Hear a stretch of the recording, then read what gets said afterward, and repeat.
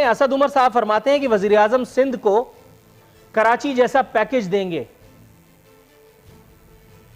गोया ये पैकेज भी सिर्फ हवाई होगा, ट्विटर पे दिया जाएगा, फेसबुक पे मिलेगा। कराची को 1100 अरब रुपए का वादा किया गया था। 1100 अरब को छोड़िए, 11,000 रुपए अगर कहीं लगे हों तो मैं जाती तौर पे गुनाहगार हूं।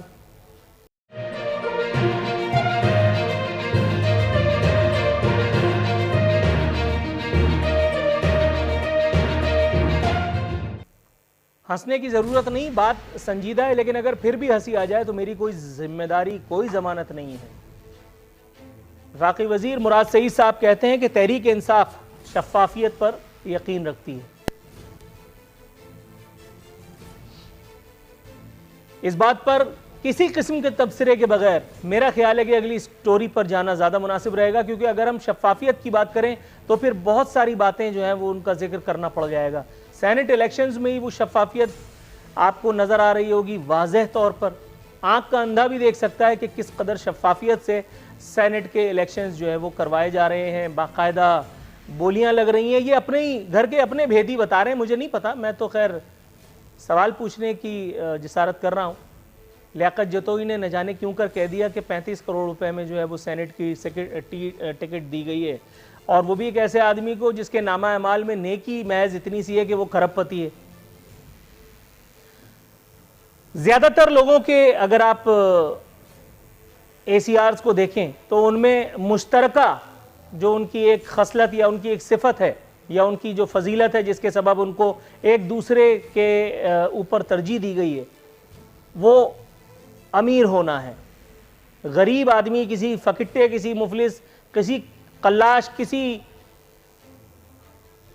अब क्या कहें, उसका काम कोई नहीं है उसमें। बहरहाल अगली स्टोरी पर आते हैं। असद उमर साहब फरमाते हैं कि वजीर आजम सिंध को कराची जैसा पैकेज देंगे।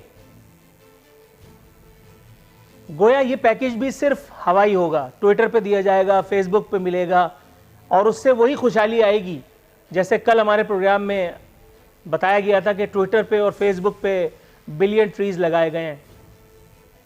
मेरा ख्याल है वही पैकेज मिलेगा। कराची को 1100 अरब रुपए का वादा किया गया था। 1100 अरब को छोड़िए, 11,000 रुपए अगर कहीं लगे हों तो मैं जाती तौर पे गुनाहगार हूं।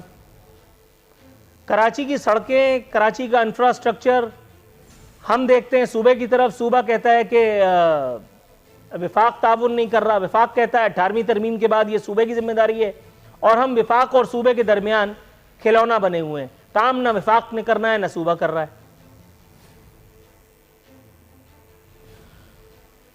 एक और इंकशाफ किया है असद उमर साहब ने, वो कहते हैं कि सिंध में नौकरियां बेची जा रही हैं, खरीदी और बेची जा रही हैं। हजरत पूछना यह था कि सेनेट की टिकट 35 करोड़ अबड़ो साहब। अगली स्टोरी, शहबाज गिल साहब ने भी इस एंटरटेनमेंट में अपना हिस्सा डाला है। कहते हैं वोट की खरीदो फरोख्त को लानत समझता हूं। यह नहीं बताया कि वो जिन लोगों के ज़मीर खरीदे गए थे जहांगीर तरीन के उस तैयारे में जिस वक्त Tehreek Insaf election inverted commas में जीती थी, फिर वो इतने सारे आपने जो इकट्ठा किए थे, कुछ ऐसे ही लफ्ज़ है वो जो आपने पार्लियामेंट पे भेजी थी, और ये जो आपने कहा कि लानत भेजता हूं, तो इतने सारे लोग आपने इकट्ठे किए थे, उनका क्या कानूनी आईनी क्या पोजीशन है उनकी? कहते हैं कि अपोजिशन के 17 अफराद से राब्ते में हैं, तो गोया ये यकीन कर लिया जाए कि वो लोग फी सबीलिल्लाह, अल्लाह वास्ते आपसे राब्ते में हैं।